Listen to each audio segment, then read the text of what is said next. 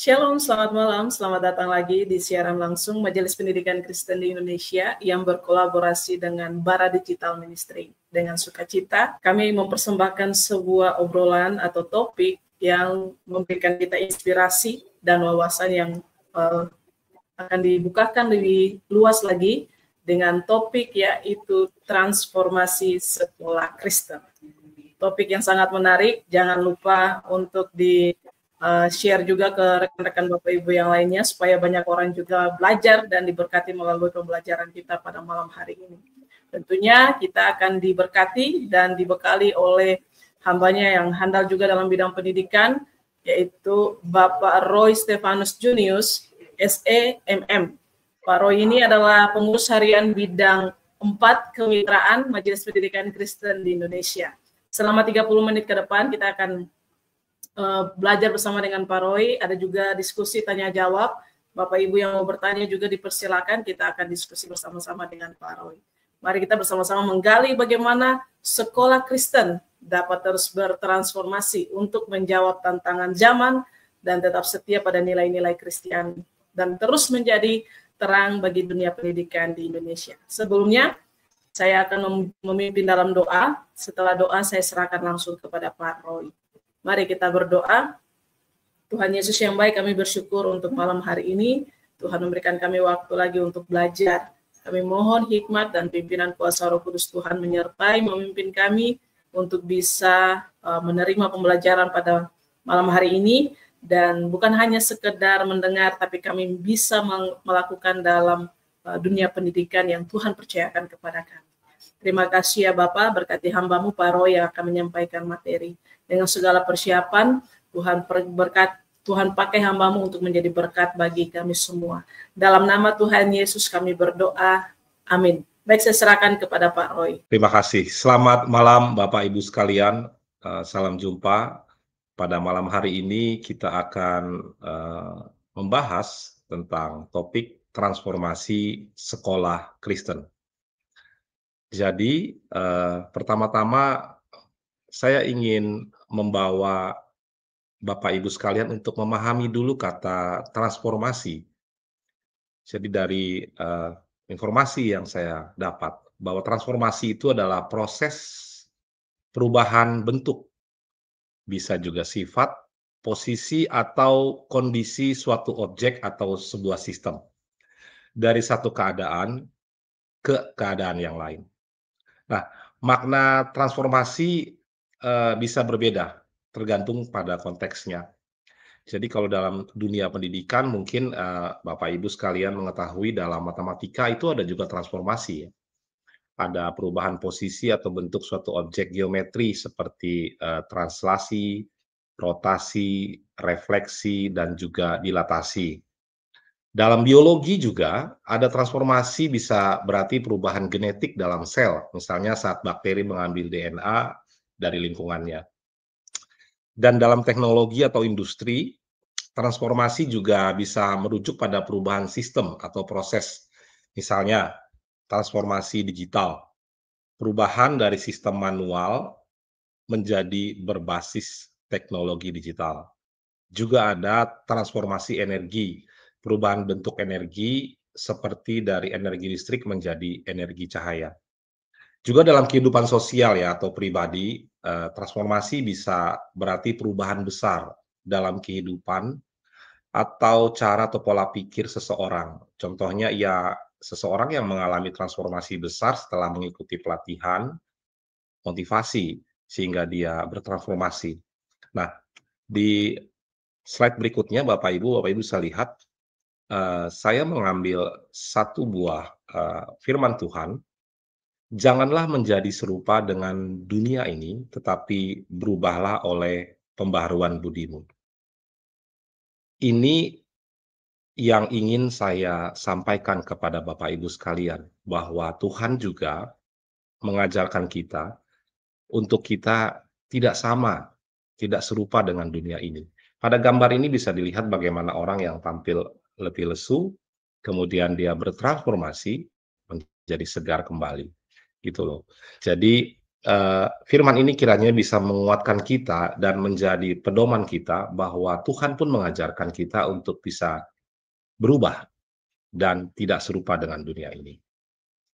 Satu hal Bapak Ibu, dalam, MPK saat ini, saya mau ceritakan bahwa sejarah transformasi sekolah Kristen itu mencerminkan perjalanan panjang dalam pendidikan yang berbasis iman. Awalnya mungkin sekolah Kristen didirikan oleh misionaris sebagai sarana penyebaran ajaran agama dan pendidikan dasar. Seiring waktu, sekolah-sekolah ini berkembang menjadi institusi pendidikan yang lebih luas, mencakup berbagai disiplin ilmu dan beradaptasi dalam perubahan zaman. Pendidikan Kristen telah mengalami berbagai tantangan dan perubahan, termasuk dalam metode pengajaran, termasuk dalam kurikulum, serta integrasi nilai-nilai keagamaan dengan pendidikan modern. Saat ini sekolah Kristen tidak hanya berfokus pada pembentukan karakter berbasis iman, tetapi juga pada pengembangan akademik dan keterampilan siswa agar siap menghadapi dunia yang semakin kompleks. Saya akan berbagi informasi juga kepada Bapak Ibu sekalian mengenai beberapa langkah transformasi sekolah Kristen. Di sini kita bisa sampaikan ada 5 beberapa langkah yang bisa diambil dan dilakukan.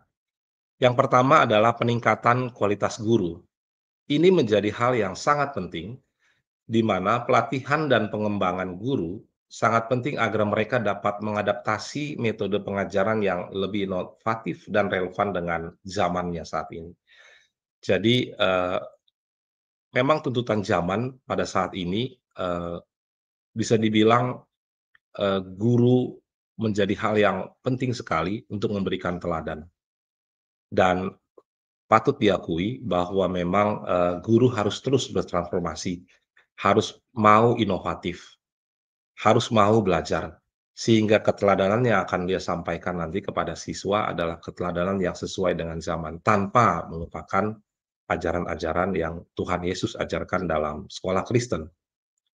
Kemudian yang kedua, langkah transformasi sekolah Kristen yang bisa diambil adalah kolaborasi dengan komunitas, melibatkan gereja, yayasan, dan dunia usaha dalam mendukung sekolah Kristen yang dapat membantu dalam aspek finansial mungkin dan pengembangan kurikulumnya. Kemudian di sini kita bisa lihat nomor 3 adalah pendidikan karakter. Bagaimana kita bisa mengambil langkah transformasi sekolah Kristen yang menanamkan nilai-nilai Kristiani dalam kurikulum dan kehidupan sehari-hari, agar siswa tidak hanya unggul secara akademik, tapi juga memiliki karakter yang kuat. Ini juga kita mau sampaikan bagaimana integrasi teknologi, menggunakan teknologi dalam pembelajaran seperti platform digital untuk administrasi dan lain-lain sebagainya.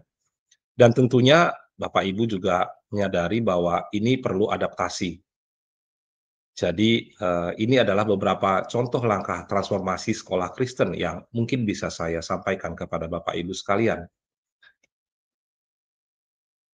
Nah, di slide berikutnya ini, kalau Bapak Ibu perhatikan adalah sejarah MPK Indonesia.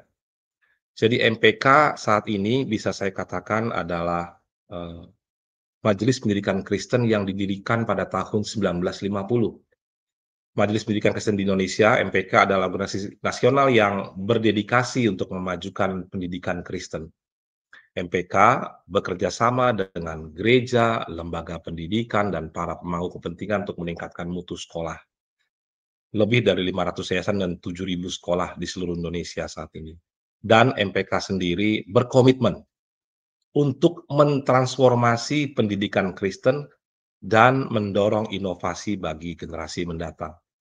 Saya berharap Bapak Ibu yang menyaksikan siaran pada malam hari ini juga adalah salah satu mungkin anggota dari MPK Indonesia atau mungkin belum menjadi bagian dari anggota MPK.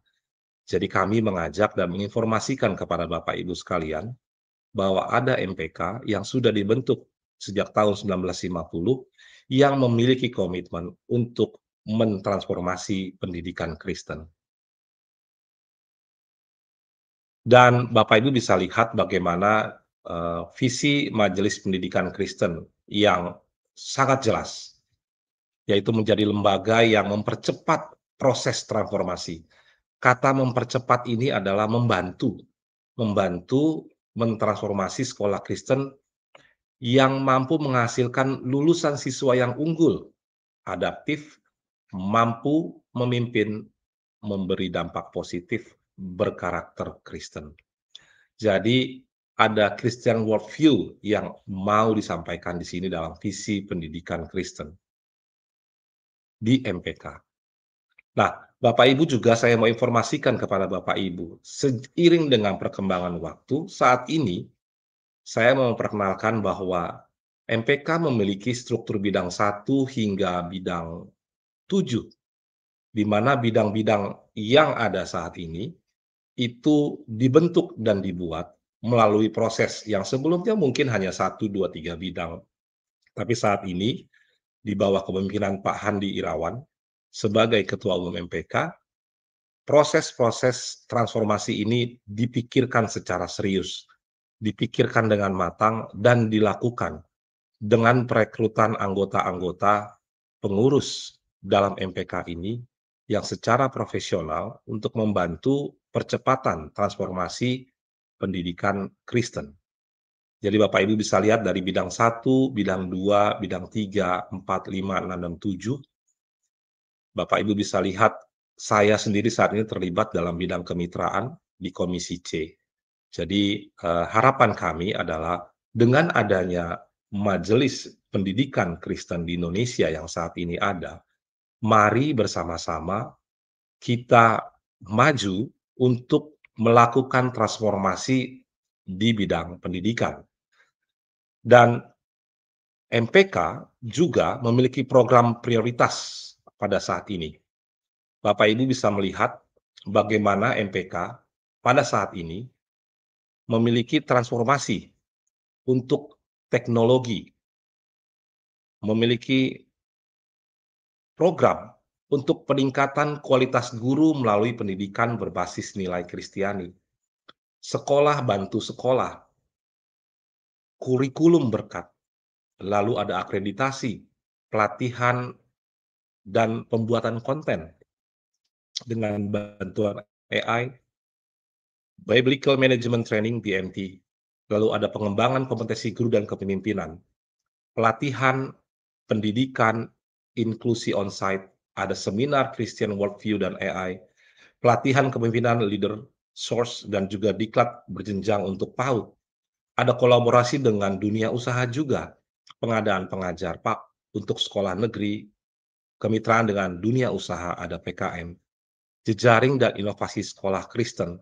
Kita juga melakukan revitalisasi dengan membentuk MPKW. Jadi ada MPK wilayah yang dibentuk di sini. Membangun sistem informasi MPK yang terintegrasi. Pelatihan, critical, dan creative teaching tentunya menjadi concern juga dalam jejaring dan inovasi sekolah Kristen. Juga membangun entrepreneurship. Untuk pengadaan guru juga, MPK saat ini melakukan banyak hal di bidang beasiswa pengadaan untuk guru. PPG, calon guru prajabatan dan guru tertentu dalam jabatan. Peningkatan rekrutmen calon guru Kristen dan jalur guru. Tak lupa Bapak Ibu, program prioritas MPK juga dalam harsarana dan prasarana. Kemudian ada advokasi dan perundangan, revisi undang-undang Sikdiknas baru-baru ini, dan juga pengusulan perubahan perhitungan untuk dana BOS yang diperjuangkan. Dan baru beberapa minggu yang lalu, MPK juga melakukan rapat dengar pendapat dengan Komisi 10. Beberapa pengurus inti dari MPK juga hadir dan menyampaikan pesan-pesannya di sana. Jadi tadi di slide sebelumnya ada langkah-langkah untuk melakukan yang namanya transformasi dalam bidang pendidikan. Dan kerjasama tentu saja bisa dilakukan bersama dengan MPK. Dan kesimpulan yang boleh saya sampaikan pada malam hari ini untuk Bapak Ibu sekalian, bahwa transformasi sekolah bukan pilihan, tapi ini adalah sebuah kebutuhan. Tanpa transformasi, sekolah hanya akan mengajarkan masa lalu kepada generasi masa depan. Kemudian transformasi sekolah Kristen bukan sekedar modernisasi, tapi pemulihan kembali tujuan utama pendidikan Kristen, membentuk manusia seutuhnya dalam terang Injil. Sekolah dituntut untuk tetap setia pada firman Tuhan, namun juga relevan dengan konteks zaman.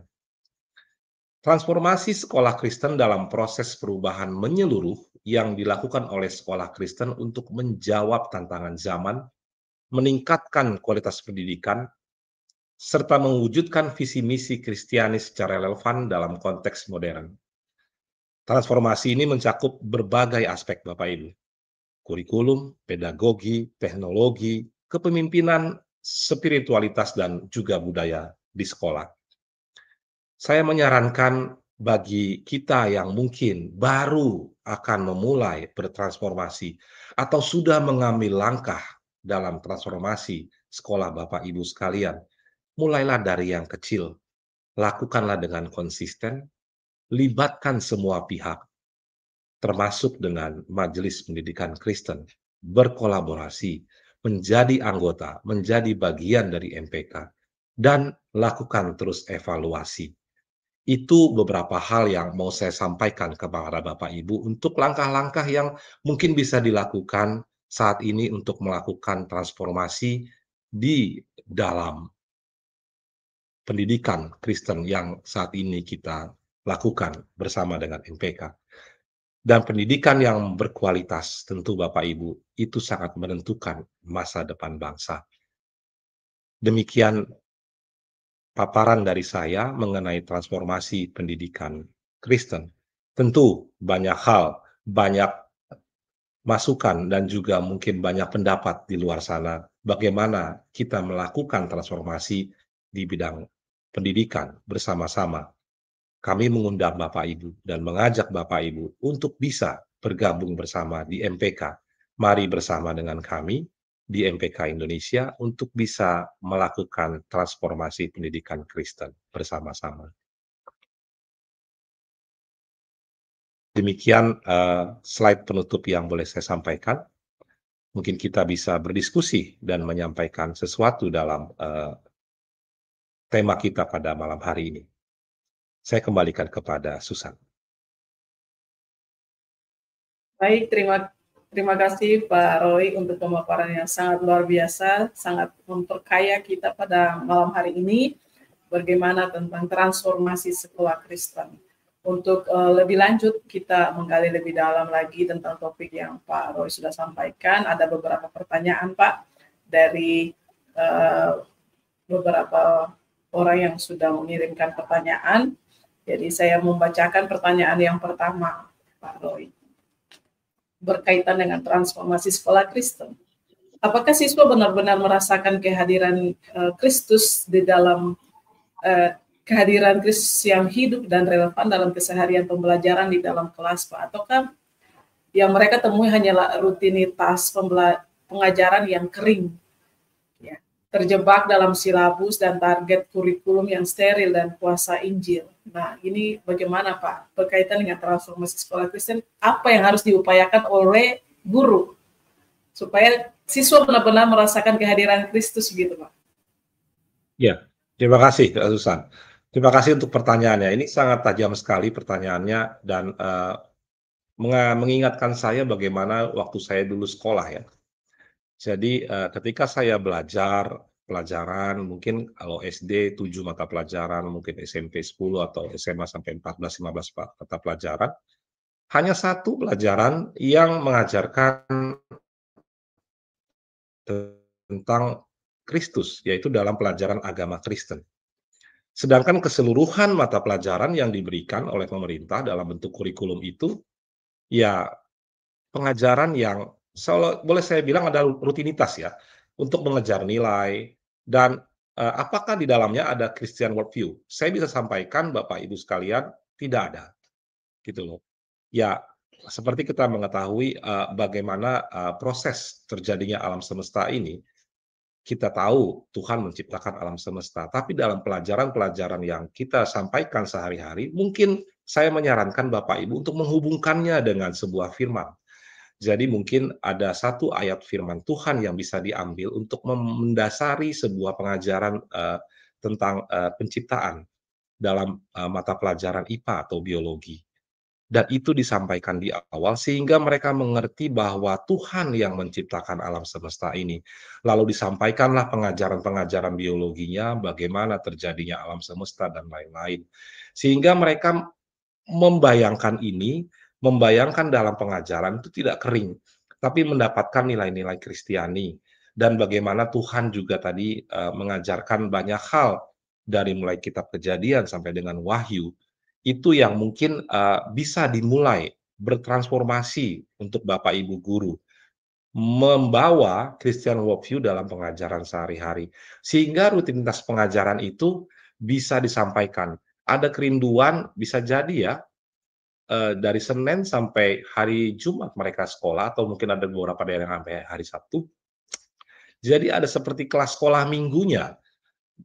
Jadi mereka tetap mendapatkan pengajaran, pengenalan akan Tuhan, belajar tentang Alkitab, tapi juga belajar tentang pendidikan. Sehingga siswa bisa merasakan kehadiran Kristus, hidupnya menjadi relevan sehari-hari, dan mereka mengingat terus bagaimana pelajaran ini tidak bisa dilepaskan dari Alkitab dan juga Injil. Begitu Kak Susan. Baik. Wah, luar biasa. Terima kasih Pak Roy untuk jawabannya. Kita langsung ke pertanyaan berikut karena kita cukup terbatas dengan waktu. Jadi ini juga ada pertanyaan yang masuk Pak, berkaitan dengan transformasi sekolah Kristen dan pendidikan karakter Pak. Apakah pendidikan karakter hanyalah strategi branding sekolah Kristen agar tampak unggul, sementara para pendidiknya sendiri belum mengalami pertobatan karakter yang sejati? Bagaimana Pak? Nah, ini sebenarnya ranahnya pendeta ya, kalau bisa saya bilang. Kenapa saya bilang begitu? Karena ada kata pertobatan, ya. Pertobatan itu kan biasanya kan ada disampaikan di mimbar-mimbar gereja ya, gitu loh, untuk kita melakukan pertobatan karakter yang sejati. Jadi Bapak Ibu, saya ingin sharing kepada Bapak Ibu bahwa sekolah Kristen itu saat ini tidak semuanya dalam kondisi yang baik. Harus kita akui dan kita sama-sama mengakui dan melihat tidak baik dalam berbagai hal ya. Mungkin ada yang secara sistem dan secara infrastruktur dan juga semuanya sudah lebih baik gitu loh. Ada beberapa banyak sekolah yang sudah melakukan itu. Tapi juga ada sekolah-sekolah Kristen yang saat ini mengalami penurunan, bahkan mungkin hampir tutup gitu loh. Karena mungkin siswanya sudah tidak ada, mungkin dirasa kurang cakap sehingga orang tua merasa tidak tepat untuk menyekolahkan anaknya di sana. Nah, apakah pendidikan karakter tadi yang disampaikan pertanyaannya, ini strategi branding sekolah Kristen? Betul, memang ada, saya bisa sampaikan adalah strategi. Tapi strategi tanpa langkah konkret dan hanya sekedar branding tidak akan menciptakan siswa-siswa yang unggul. Dan bagaimana sih untuk pendidiknya? Apakah mereka harus mengalami pertobatan? Betul.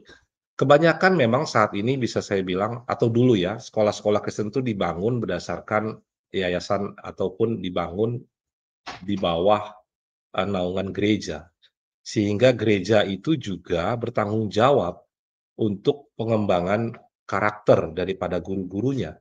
Sehingga mungkin jangan hanya sebagai strategi branding sekolah Kristen, tapi juga membentuk leader-leader, pemimpin-pemimpin, guru-guru yang mau melakukan pertobatan karakter, sehingga mereka bisa mentransformasi pengajaran yang baik dan menghasilkan juga nanti siswa yang memiliki karakter Kristen yang sejati. Jadi saya pikir jangan hanya sebagai strategi branding, tapi benar-benar melakukan pertobatan. Begitu, Kak. Wow, luar biasa. Terima kasih Pak Roy. Kita karena momennya juga momen ulang tahun MPK, Bapak juga tadi sempat sampaikan tentang sejarah MPK, program MPK, bagaimana MPK juga bermitra dengan banyak pihak Dan barusan juga Bapak sempat sampaikan bahwa ada peran gereja yang harus terlibat dalam transformasi sekolah Kristen. Ada pertanyaan yang masuk seperti ini, Pak. Jika pendidikan adalah perpanjangan tangan gereja, mengapa banyak gereja bersikap seolah-olah itu bukan tanggung jawab mereka? Oke, bukan Baik. semua ya, bukan semua. Apakah kita sedang menyaksikan pemisahan misi yang seharusnya satu tubuh? Silakan dijawab, Pak. Ya, ini mungkin saya kembali ke tadi Roma 12 ayat 2 yang saya sampaikan di awal. Janganlah kamu menjadi serupa dengan dunia ini, tetapi berubahlah oleh pembaharuan budimu. Jadi firman Tuhan ini mendasari bahwa Tuhan mengajarkan kita untuk tidak serupa dengan dunia ini. Bukan menjadi pembeda yang negatif ya, tentu dalam hal yang positif. Berubahlah oleh pembaharuan budimu. Dan gereja saat ini tentu sebagai kepanjangan tangan dari pendidikan, itu mengajarkan pendidikan yang benar, mengajarkan karakter-karakter nilai Kristiani yang benar. Nah, kalau pertanyaannya, mengapa banyak gereja saat ini bersikap seolah itu bukan tanggung jawab mereka? Mungkin karena dirasa ada pemisahan antara pengajaran agama dengan pengajaran sekuler dalam bidang kurikulum. Sehingga ini yang kadang tidak nyambung gitu loh. Oh, urusan pendidikan tentang firman ya di gereja, urusan itu urusan sekolah. Padahal sebagai sebuah sekolah Kristen itu adalah sebuah bagian yang tidak bisa terpisahkan. Jadi saya mengajak dan juga mengingatkan kepada Bapak Ibu sekalian, bahwa gereja tentu saja bertanggung jawab. Anak-anak kita, Bapak Ibu bisa bayangkan, dari Senin sampai Sabtu mereka melakukan kegiatannya di sekolah. Hanya hari Minggu mungkin dia melakukan kegiatan dan pengajaran di gereja. Bagaimana kalau misalkan dari Senin sampai dengan hari Minggu mereka sama mendapatkan pengajaran-pengajaran itu. Dan gereja bertanggung jawab untuk juga memberikan pengajaran yang tepat terhadap guru-guru yang beragama Kristen dan di sekolah Kristen mengajar. Tadi yang ada pertanyaan pertama saya pikir ya, bagaimana untuk bisa membawa kurikulum pengajaran biasa tapi bisa mendapatkan juga essence dari Christian worldview-nya. Jadi ini tidak bisa dipisahkan. Jadi ini harus menjadi kesatuan satu tubuh. Jadi misi gereja adalah menyebarkan Injil dan juga menciptakan orang-orang yang bertanggung jawab, berkomitmen, dan juga menjadi orang-orang yang takut akan Tuhan. Jadi saya bisa sampaikan bahwa pendidikan kepanjangan tangan gereja, betul, dan gereja harus bertanggung jawab dan tidak bisa dipisahkan karena ini adalah satu dalam tubuh Kristus. Baik, terima kasih Pak Roy untuk pemaparan pembelajaran pada malam hari ini. Kita sudah diperkaya dengan materi yang sangat luar biasa dari Pak Roy, sangat menginspiratif kita semua. Nah, sebelum kita mengakhiri sesi pembelajaran pada malam hari ini, saya kembali mempersilakan Pak Roy untuk memberikan closing statement, apa yang Bapak ingin sampaikan kepada para pendengar. Saya persilakan, setelah closing statement, Bapak langsung menutup sesi kita pada malam hari ini dalam doa penutup. Saya persilakan, Pak. Baik. Bapak Ibu sekalian, transformasi sekolah Kristen dalam menghadapi tantangan, gereja perlu terus berinovasi dan mengembangkan pendekatan yang tepat untuk mencapai kematangan kepada pendidik beragama Kristen atau guru yang beragama Kristen. Gereja melalui pendidikan agama Kristen, selain itu gereja juga perlu memperkuat kerjasama antara gereja dan dengan pihak-pihak lain yang peduli terhadap pendidikan agama Kristen, termasuk MPK Indonesia, sehingga dapat meningkatkan partisipasi masyarakat dan mencapai kematangan. Terakhir saya mau sampaikan, pendidikan yang berkualitas menentukan masa depan bangsa. Mari bersama-sama kita meningkatkan kualitas pendidikan di Indonesia, menjadi sekolah Kristen yang unggul, bertransformasi sesuai dengan firman Tuhan. Bapak Ibu, mari kita tutup dalam doa sesi pada malam hari ini. Kita berdoa. Tuhan Yesus yang baik, di malam hari ini kami sedikit belajar dan mengenal kembali dan meriset kembali hati kami untuk bisa melihat betapa pentingnya melakukan sebuah transformasi. Tuhan mengajarkan kami untuk berubah, tidak lupa dengan dunia ini, dan Tuhan juga mengajarkan kami yang baik, Tuhan juga mengajarkan kami yang benar. Pimpin kami Tuhan, dengan banyaknya transformasi, dan kami rindu transformasi ini transformasi yang Tuhan yang dipersiapkan untuk memimpin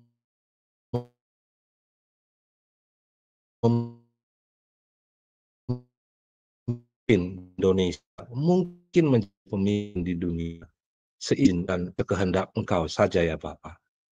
Berdoa Tuhan, kiranya pada saat ini MPK di Indonesia berperan serta juga untuk boleh membantu percepatan transformasi ini. Kita saling bahu sama dengan murid dan semua yang terlibat untuk boleh menaruh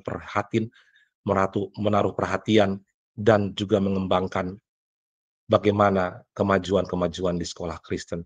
Kami rindu Tuhan, sekolah Kristen dipulihkan, diunggulkan untuk kemuliaan nama Tuhan. Hari ini Tuhan, kami berdoa dan memohon kepadamu. Dalam nama Yesus kami berdoa. Amin. Sekali lagi terima kasih Pak Roy, Tuhan memberkati Bapak dalam setiap tugas, tanggung jawab pelayanan, pekerjaan, keluarga yang Tuhan percayakan. Bapak Ibu semua yang sudah menyaksikan dari awal sampai akhir, terima kasih sudah mendukung Majelis Pendidikan Kristen Indonesia. Mungkin Bapak Ibu semua mau menulis di kolom komentar, selamat ulang tahun MPK, saya persilakan, karena ini bertepatan juga dengan momen ulang tahun MPK. Dan MPK sangat bersyukur bisa bersama-sama dengan Bapak Ibu untuk memajukan sekolah Kristen di Indonesia. Sampai jumpa lagi di sesi minggu depan. Tuhan Yesus memberkati kita semua.